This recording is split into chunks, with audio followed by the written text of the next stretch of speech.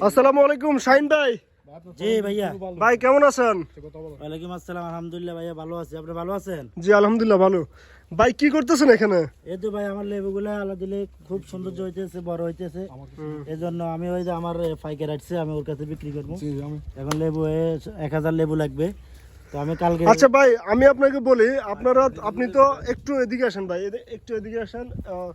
মানে আমরা যেটা শুনছি ভাইও আসেন।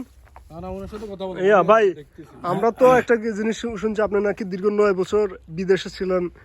হ্যাঁ, এরপরে টাকা পয়সা খুবই দিছিলেন ফ্যামিলির, কিন্তু পরে আর নাকি দেয় নাই। এগুলো কি ভাই একটু আপনার মুখ থেকে একটু শুনুন। এটা তো অনেক করুণ কাহিনী, বলতে গেলে অনেক সময় লাগবে, যদি আপনি সেই সময়টা দেন।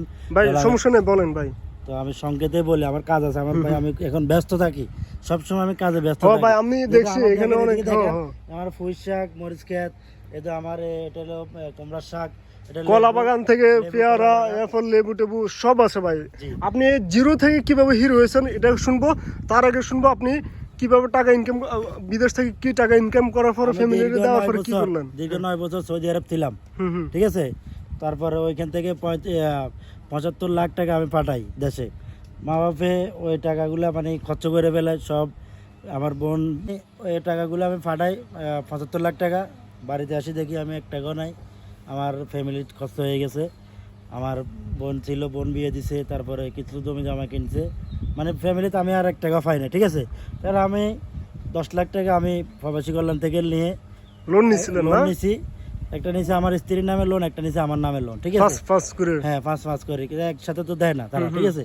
তারপর আমি লোন নিয়ে আমি আজ আমার জিরো থেকে হিরো হচ্ছে। জিরো থেকে হিরো, ইনশাআল্লাহ আপনাদের দোয়া, আল্লাহ যদি আমাকে রহমত করে, আপনাদের দোয়া, আমি সফলতা দিতে। প্রিয় দর্শক আমি আর একটা কথা বলি, আপনারা যারা প্রবাসী আছেন আপনারা অবশ্যই ভিডিওটা শেয়ার করবেন, বেশি বেশি শেয়ার করবেন ভাই। আপনারা যারা যারা আছেন আর লাইক কমেন্ট শেয়ার অবশ্যই করবেন। আর ভাই আমি আপনাদেরকে আরেকটা প্রশ্ন করি। আমার গরুর ফার্ম আছে এখানে, আমি গরু কিনছিলাম 9টা, ঠিক আছে নি, এখন আছে এখানে মনে হয় 8টা আছে এখানে। আচ্ছা ভাই আমি আপনাকে বলি আরেকটা, আর এখানে সামনে যেহেতু কোরবানি ঈদ, হ্যাঁ সেই অনুযায়ী আপনার কেমন মানে না কেমন আশা করতেছেন, আপনার কেমন লাভ হবে? আশা করতেছি আসলে আমার গরু বিক্রি করবো 3টা, আর 4টা থাকবে, আর পরে বিক্রি করবো, ঠিক আছে। জি, তো এগুলো আনুমানিক কত যাবে, কয় কোটি লাখ যাবে? একটা যাবে 1-1.5 লাখ করে যাবে। আপনি দেখেন, ক্যামেরাতে দেখেন গরু, অবশ্যই দেখাবো ভাই। আর তো আমি তো আমার হসপিটাল করতেছি এখানে আমার। আচ্ছা ভাই এখন আপনার জাম্বুরা এগুলো কি?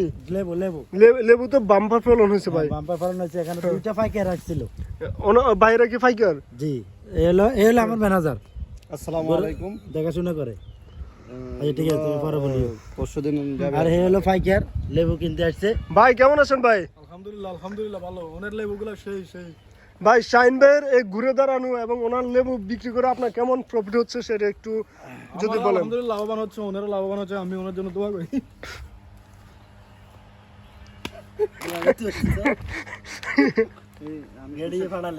আচ্ছা ঠিক আছে, তো আমার ফুলশাক দেখেন। হ্যালো না আলহামদুলিল্লাহ ভাইয়ের এবার পুঁইশাক ভালো ফলন হয়েছে, তো আমরা আশা করছি এখান থেকে কিছু পুঁইশাক আমরা বাজারে বিক্রি করব ইনশাল্লাহ। ভাই এগুলো বাজারে বিক্রি করলে অনেকগুলো টাকা পাওয়া যাবে, ভাইও স্বাবলম্বী হবে। ভাই সে টাকাতে কি করবেন?